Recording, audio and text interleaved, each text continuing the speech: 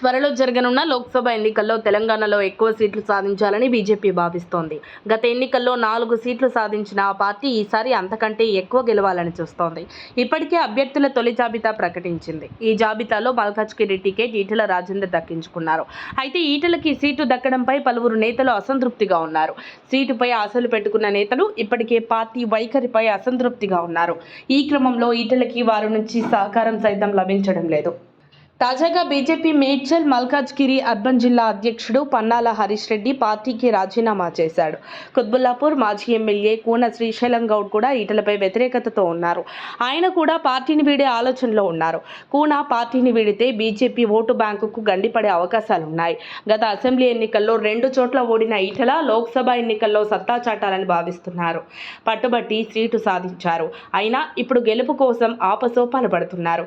ఈటెల రాజేందర్ని సొంత పార్టీలోని నేతలే ఎక్కువగా టార్గెట్ చేస్తున్నారు. సీటు ఆశించి భంగపడిన నేతలంతా ఒకటై ఈటెలకు వ్యతిరేకంగా గ్రూపు కట్టారు.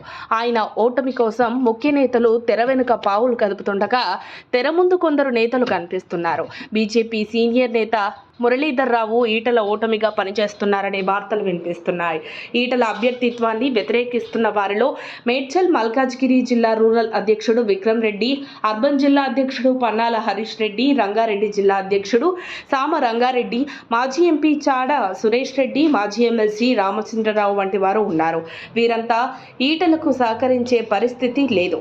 ఈటెల మాత్రం పార్టీ శ్రేణులను నమ్ముకొని ముందుకు వెళ్తున్నారు. నియోజకవర్గ పరిధిలోని 7 లక్షలకు పైగా ఉన్న ఉత్తర భారతదేశం ఓటర్లు తనకు అండగా నిలుస్తారని ధీమాతో ఉన్నారు. ఇక పార్టీకి రాజీనామా చేసిన నేతలు హస్తం వైపు అడుగులు వేసే ఛాన్స్ కనిపిస్తోంది. మరిన్ని అప్డేట్స్ కోసం మా కాయ్ టీవీని సబ్స్క్రైబ్ చేసుకోండి. మా వీడియో కనుక మీకు నచ్చినట్లయితే లైక్ చేయండి, షేర్ చేయండి. మీ విలువైన అభిప్రాయాలను కామెంట్ బాక్స్లో తెలియజేయండి.